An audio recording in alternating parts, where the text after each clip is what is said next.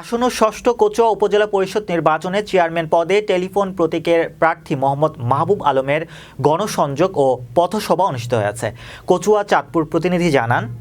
বৃহস্পতিবার বিকেলে উপজেলার রহিমানগর বাজারে কচুয়া উপজেলা আওয়ামী লীগের ১ নং সিনিয়র যুগ্ম সাধারণ সম্পাদক অ্যাডভোকেট হেলাল উদ্দিনের আহ্বানে চেয়ারম্যান প্রার্থী মাহবুব আলমের প্রতীকের সমর্থনে রহিমানগর বাজারে গণসংযোগ শেষে পথসভায় প্রধান অতিথির বক্তব্য রাখেন চেয়ারম্যান পদে টেলিফোন প্রতীকের প্রার্থী মোহাম্মদ মাহবুব আলম। এ সময় টেলিফোন মার্কায় ভোট চেয়ে বিশেষ অতিথি বক্তব্য রাখেন উপজেলা আওয়ামী লীগের ১ নং সিনিয়র যুগ্ম সাধারণ সম্পাদক অ্যাডভোকেট হেলাল উদ্দিন, করিয়া ইউনিয়নের চেয়ারম্যান সালাম সওদাগর, Sachar UP chairman Mohammad Monir Hossain, Ashrafpur UP chairman Rezaul মাওলা হেলাল, কচুয়া উত্তর ইউপির সাবেক চেয়ারম্যান কাজী জহিরুল ইসলাম জাহাঙ্গীর,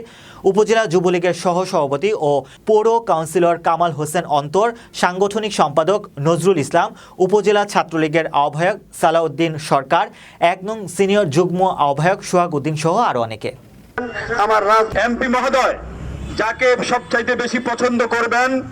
আমার সমর্থন এবং কচু উপজেলা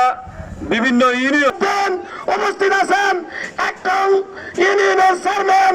বন্ধুরা, আমার ভাই ও বোনেরা, সবাইকে আপনাদের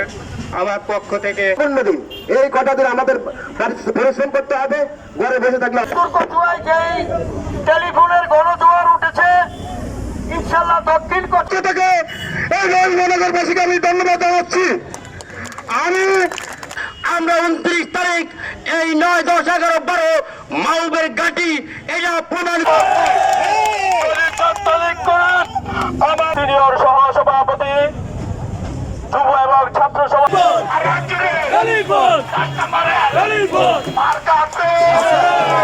রহিমানগরবাসীর কোন মার্কা আছে